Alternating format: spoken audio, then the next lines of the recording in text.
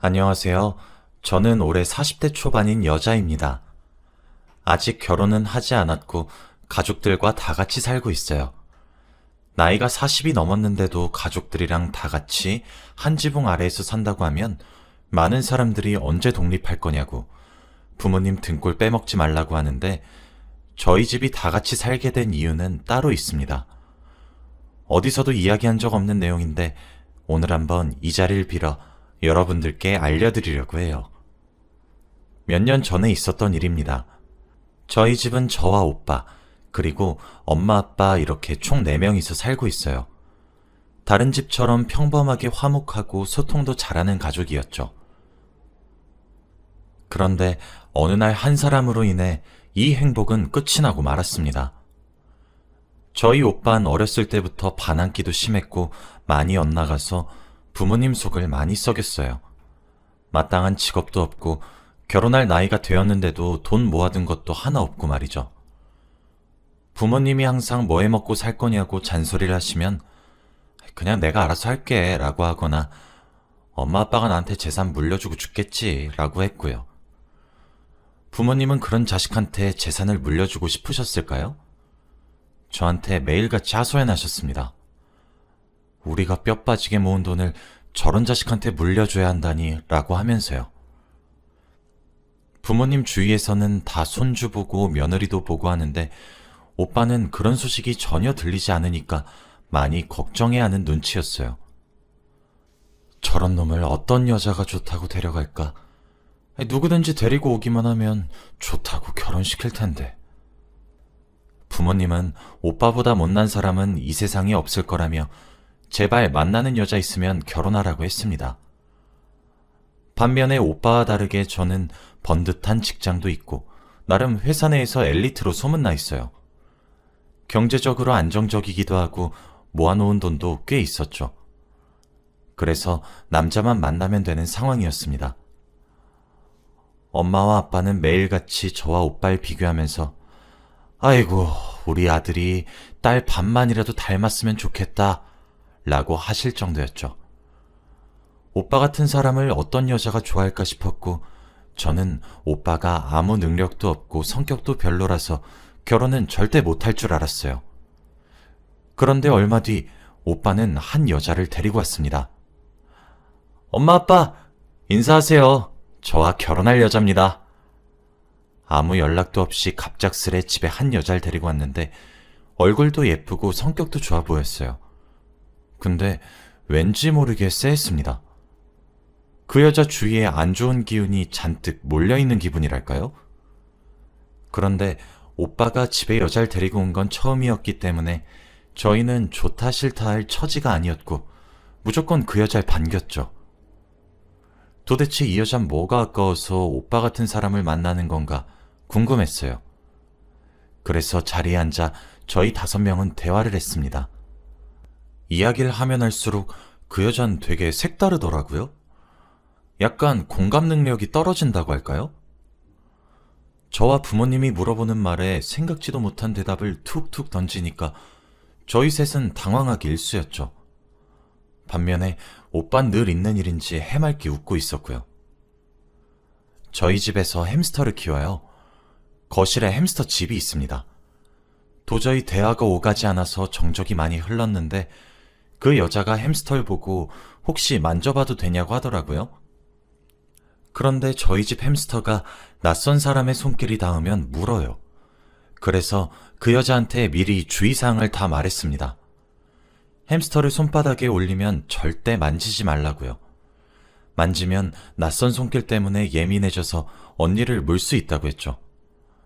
그 여잔 절대 만지지 않겠다고 했고 저는 그 여자 손에 저희 집 햄스터를 올려줬습니다. 처음엔 그 여자도 만지지 않았고 자기 손 위에 올려진 햄스터를 바라만 보고 있더라고요. 햄스터도 물지 않았죠. 그런데 얼마 뒤 그 여잔 햄스터를 쓰다듬기 시작했고 저흰 하지 말라고 했지만 멈추지 않았습니다. 결국 몇 초 뒤 갑자기 그 여자가 악 하는 소리와 함께 저희 가족은 다 같이 당황했고 너무 놀람과 동시에 화가 났습니다. 저희 가족은 그 여자한테 당신 미친 거 아니야? 애 다쳤으면 어쩌려고 그래요? 뭐 하는 짓이에요? 라고 하며 화를 불같이 냈는데 그 여자의 대답은 역시나 상상치도 못한 답이었어요. 날 아프게 했으니 저것도 아파야죠. 저와 엄마 아빠는 그 말을 듣고 벙쪄서 이 사람은 제정신이 아니라는 것을 느꼈습니다. 반면에 오빤 저희 햄스터한테는 관심이 없었고 그 여자한테 물린 데는 괜찮아? 많이 아프지? 라고 하면서 보듬어 주더라고요. 저흰 보다 못해 당장 이 집에서 꺼지라고 했습니다. 결혼은 다시 생각해보자고 했죠. 그런데 그 여잔 나가면서 끝까지 다음에 또 볼게요 하고 나갔습니다. 다행히 햄스턴 다치지 않았지만 많이 겁을 먹은 것 같았어요. 그렇게 저희 가족은 그 여자의 모습을 보고 결혼을 다시 생각하게 되었어요. 처음엔 평생 혼자 살 것 같은 오빠와 만나주는 여자에게 잘해주고 싶었는데 그런 모습을 보고 나니까 정이 뚝 떨어진 것 같았죠. 그리고 그 여잔 끝까지 사과 한마디 없었습니다. 오빠도 집으로 돌아와서는 아무렇지 않다는 듯이 행동했죠. 그런데 그 일이 있고 며칠 뒤 그 여자한테서 연락이 왔습니다. 제 번호는 오빠한테서 알았는지 문자가 왔더라고요. 아가씨, 소개팅 해볼 생각 없어요? 저번 일도 너무 죄송스러워서 사과의 의미로 괜찮은 남자 한 명 소개시켜드리고 싶어서요. 그 여자는 자기 직장 동료 중에 괜찮은 사람이 있다고 했고 한 번만 만나보라고 하더라고요. 처음엔 고민하다가 그래도 나를 생각해주는 것이 고맙고 저번 일에 대해 사과하고 싶어 하는 것 같아서 한번 만나보기로 했죠. 소개팅 자리에 나가기 전에 그 언니와 연락도 자주 하고 통화도 자주 했어요. 저는 그렇게 새언니 새언니 하면서 조금씩 친해졌습니다. 새언니 말로는 정말 좋은 사람이고 인기가 너무 많아서 직장 여자들이 다 넘보고 있대요. 그런 사람을 저한테 소개시켜준다고 하길래 전 잔뜩 기분이 좋아져서 새언니한테 밥 한 번 산다고 했죠. 소개팅 당일날 전 언니가 알려준 카페로 갔어요. 먼저 도착한 저는 어떤 멋진 사람이 나올까 하며 기대한 채로 기다리고 있었죠. 약속 시간이 조금 지나니까 어떤 한 할아버지가 제 테이블로 성큼성큼 걸어오시더라고요. 머린 백발이셨는데 나이와는 다르게 굉장히 젠틀해 보였습니다. 속으로 우와, 저런 아빠 있으면 정말 멋있겠다 라고 생각했죠.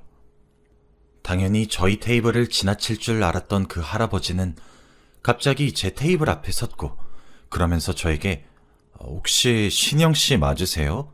라고 하는 겁니다. 전 그 말을 듣고 머리가 새하얘졌고 당황스러웠죠.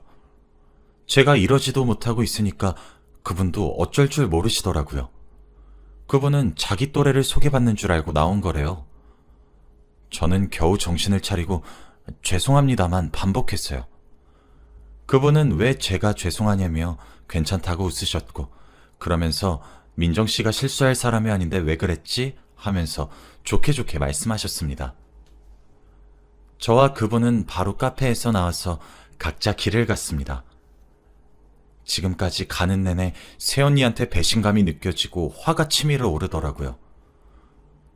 분명 저한텐 멋지고 인기가 많은 사람이라서 분명 좋아할 거라고 했는데 어떻게 나이 차이는 20살은 넘게 나 보이는 할아버지를 소개시켜줄 수가 있나요? 집으로 돌아가는 내내 화를 주체할 수 없었습니다. 새언니에게 전화해서 당장 집으로 오라고 했어요. 집으로 가니까 새언니와 오빠 그리고 부모님도 다 계시더라고요. 저는 현관문을 열고 들어가자마자 새언니의 얼굴을 보고 따졌습니다. 언니, 어떻게 할아버지를 저한테 소개시켜줄 수 있어요? 백발에다가 곧 있으면 지팡이 짚고 다니실 할아버지를 저한테 소개시켜주시면 어떡해요? 제 말에 부모님은 놀라면서 뭐? 그게 진짜니? 어떻게 우리 딸한테 할아버지를 소개시켜줄 수 있어? 라고 했죠.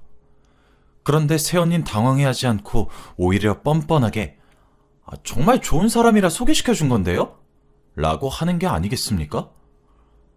저와 부모님은 깜짝 놀랐지만 새언니는 표정 하나 안 변하고 자긴 잘못한 거 없다는 식이더라고요.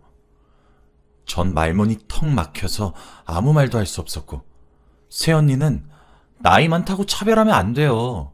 이러는 겁니다. 역시 사람 쉽게 안 변한다는 걸 그때 깨달았고, 저는 마지막이라 생각하고 새언니에게 할 말 못할 말 다 했어요. 언니, 우리가 언니한테 뭘 그렇게 잘못했는데요? 저한테 할아버지를 소개해주고, 그렇게 좋은 사람이면 저희 오빠랑 헤어지고 그 백발 할아버지 언니가 만나면 되겠네요. 이제 저희 오빠랑 그만 헤어지고 당장 저희 집에서 꺼져주세요. 언니 말 다 듣기 싫고 꼴도 보기 싫으니까 나가세요.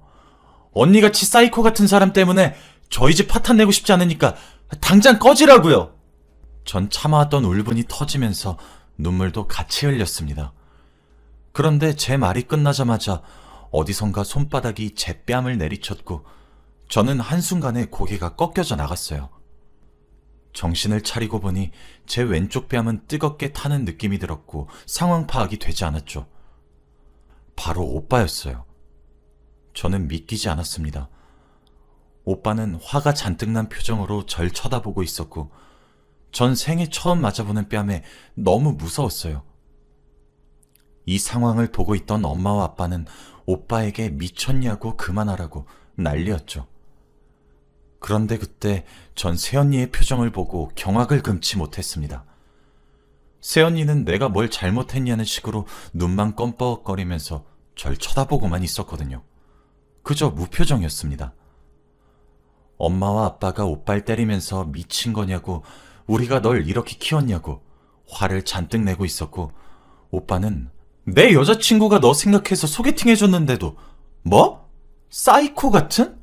야, 너 말 그딴 식으로밖에 못해? 나랑 결혼하려자고 네 새언니가 될 사람인데 그렇게 소리치면 얼마나 겁먹겠어. 너 당장 사과해. 라고 하는 겁니다. 그 말을 듣고 엄마와 아빠는 결혼 절대 안 시켜줄 거라고, 당장 헤어지라고, 이 집에 다시는 들어올 생각하지 말라고 했고 그들은 거의 쫓겨나다시피 나갈 줄 알았어요. 그런데 새언니는 더 충격적인 말을 했습니다. 어머님, 아버님, 저 임신했어요. 그 말을 하자마자 새언니와 오빠를 내쫓던 엄마 아빠의 행동은 멈췄고 저희 집에는 정적이 흘렀죠. 왜냐하면 엄마와 아빠는 손주를 너무 보고 싶어 하셨거든요. 새언니가 아니면 오빤 절대 다른 여자를 못 만날 게 뻔했기에 부모님은 고민하시는 것 같았어요. 그러면서 새언니는 반대하셔도 아임 꼭 낳을 거예요 라고 했습니다. 그 말을 하고 둘은 집에서 나갔고 저희 집엔 정적이 흘렀죠. 그리고 며칠 동안 대화 하나 오가지 않았습니다. 그런데 몇 주 후 아빠가 먼저 말을 꺼내기 시작했어요.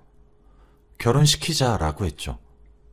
저는 절대 안 된다고, 저런 사이코 같은 여자가 집에 들어오면 집안 풍비박산 난다며 말렸지만 아빠는 그래도 아이를 낳으면 달라질 거야 라고 하며 새언니를 가족으로 받아들이자고 했어요. 엄마도 그 말에 동의를 했고 어쩔 수 없이 결혼식은 올리지 않았지만 바로 혼인신고를 했고 오빠는 나가서 신혼집에서 살았죠. 당연히 신혼집을 구하고 살림살이를 준비하는 데에는 저희 부모님의 돈으로 거의 준비했지만요. 아무튼 저는 아직도 새언니에 대한 앙금이 조금 남아있어서 할 말만 하는 어색한 사이로 지냈습니다. 그렇게 몇 달이 흘렀고 조카가 태어났어요. 조카를 처음 본 그 순간은 절대 잊지 못합니다. 너무 예쁘고 사랑스러웠거든요. 조카의 엄마인 새언니는 마음에 들지 않았지만 조카는 제발 바르고 착하게 자라줬으면 좋겠다고 생각이 들었어요. 조카가 태어나고 나서는 오빠네 집에 자주 왕래를 했고 새언니와의 사이도 조금씩 나아졌습니다. 저는 조카 바보라서 조카가 가지고 싶어하는 걸 다 사주었고 거의 제 아들처럼 키웠죠. 그런데 제 조카는 어릴 때부터 조금 이상했습니다. 처음엔 애가 아직 너무 어려서 사리분별을 잘 못하나 보다 했어요. 그런데 아무리 교육을 시키고 하면 안 된다고 단호하게 말을 해도 잘 못 알아들었습니다. 초등학교를 들어가기 전에는 제 방에 있는 곰인형을 파내고 있더라고요. 저는 그 모습을 보고 기겁해서 하면 안 된다고 말렸지만 아이는 제 말을 듣지 않았습니다. 조그마한 상처이긴 했지만 피가 났고 저는 아파서 손을 부여잡고 이랬죠. 그런데 조카는 제가 아파하면 막 좋다고 까르르 웃었고 솔직히 그때 정말 많이 충격을 받았어요. 이런 적이 한두 번이 아니었고 그럴 때마다 새언니와 오빠한테 말했는데 새언니는 원래 다 그러면서 크죠 라고 했고 오빠는 안 그래도 요즘 걱정이긴 해 라고 했습니다. 새언니와 오빠의 교육 방식이 워낙 달랐고 이건 저라도 바로 잡아줘야 할 것 같아서 몇 번 단호하게 말도 해보고 혼도 냈습니다. 그런데 처음만 괜찮지 시간이 지나면 다시 돌아왔어요. 그리고 조카가 초등학교에 들어가고 나서부터 더 큰 문제가 생기기 시작했습니다. 조카는 학교에서 사고를 많이 쳐서 오빠가 학교에 많이 불려갔거든요. 처음에는 단순히 친구들과 투닥투닥거리고 말싸움 하는 정도인 줄만 알았습니다. 그런데 생각외로 많이 심각하더라고요. 조카와 같은 반인 친구가 조카한테 왜 내 눈을 똑바로 쳐다보냐? 라고 하면서 시비를 걸었대요. 그런데 그때 조카는 아무 대답이 없었고 무시했다고 합니다. 처음에 여기까지 듣고 조카가 잘 대처했다고 생각했죠. 그런데 다음이 대박이었습니다. 수업이 끝나고 쉬는 시간이 되자 조카는 아까 자기한테 시비를 걸었던 친구를 뒤따라 나갔고 결국 그 친구는 전치 10주가 나왔다고 합니다. 정말 심각한 수준이잖아요. 저는 이 말을 오빠한테 듣고 입을 틀어막고 아무 말도 할 수 없었습니다. 오빠는 그날 학교에서 연락을 받고 일도 다 내팽겨치고 학교로 가서 피해자 부모님께 무릎을 꿇고 사과를 했대요. 그런데 그 모습을 보고 있던 조카는 아무런 반응도 없이 무표정으로 그저 허공만 보고 있었다고 합니다. 다행히도 합의를 해주셔서 빨리 끝낼 수 있었는데 그래도 이건 너무 심각하잖아요. 집으로 돌아가는 동안 아들에게 혼도 내보고 다 했대요. 그런데도 못 알아듣는다고 합니다. 지금 계단에서 넘어진 친구는 병원에서 대수술을 하고 있는데 말이죠. 그 이야기를 새벽에 저희 집에 불쑥 와서 저와 부모님 앞에서 울며 말했습니다. 저는 바로 이혼하라고 했어요. 분명 조카와 새언니는 평범한 사람들과 다른 생각을 가지고 있다고 했죠. 그 사람들 옆에 있으면 오빠까지 잘못될 것 같았습니다. 그런데 오빠는 이혼할 수가 없대요. 제가 왜 그러냐고 물으니 갑자기 더 서럽게 우는 겁니다. 사실은 나랑 아내 사이에 둘째가 있었거든. 저와 부모님은 처음 듣는 얘기에 넋을 잃고 말았어요. 그런데 오빠가 하는 말을 듣고 정말 기절할 뻔했습니다. 오빠와 새언니는 둘째를 임신한 소식을 알고 정말 기뻐했대요. 새언니도 애지중지 몸 관리도 열심히 하고 태교도 했죠. 그런데 배가 점점 나오고 그러니 첫째가 심통이 났나 봐요. 결국 조카를 잃고 말았습니다. 새언니는 둘째를 그렇게 보내고 나니까 몸이 망가질 대로 망가졌대요. 그리고 정신적으로도 많이 피폐해졌고요. 가족들은 넋을 잃고 말았고 말문이 턱 막혔죠. 새언니도 이 사건 때문에 정신을 조금 차렸는지 아이가 남들과 다른 것 같다고 말했답니다. 저는 그날 오빠한테 진지하게 정신과 상담을 받아보라고 했어요. 오빠는 펑펑 울면서 도저히 못 버티겠다고, 감당하지 못하겠다고 했고 며칠 뒤 오빠는 아들과 새언니를 데리고 정신병원에 갔다 왔죠. 3명 다 진단을 받았는데 결과는 놀라웠습니다. 조카와 새언니가 사이코패스 진단을 받았거든요. 당장이라도 입원해서 치료를 받아야 한다고 했죠. 그날 바로 입원을 했고 오빠는 혼자 병원에서 나와 바로 저희한테 왔다고 합니다. 이렇게 한순간에 사건이 일어나니까 저희 가족도 너무 당황스럽고 어떻게 해야 할지 모르겠더군요. 새언니가 집에 들어오기 전까지만 해도 화목하고 행복한 가족이었는데 하루아침에 분위기가 이렇게 변하다뇨. 결국 저흰 조금이라도 기분이 나아지기 위해 시골에 있는 전원주택으로 이사가기로 했어요. 주위에 자연이 있는 곳에 저희 가족 4명이서 사니까 서울에 있을 때보다는 많이 나아진 것 같습니다. 오빠는 새언니와 이혼을 했고 조카 양육권은 오빠가 가지고 왔어요. 그래도 자주 정신병원에 가서 면회도 하고 이야기도 많이 나누고 있다고 합니다. 지금은 몇 년 전 이야기지만 그때만 생각하면 아직도 생생해요. 여러분들도 결혼하기 전에 상대를 잘 알아보고 결혼하시길 바랍니다. 제 이야기는 여기까지예요. 들어주셔서 감사합니다.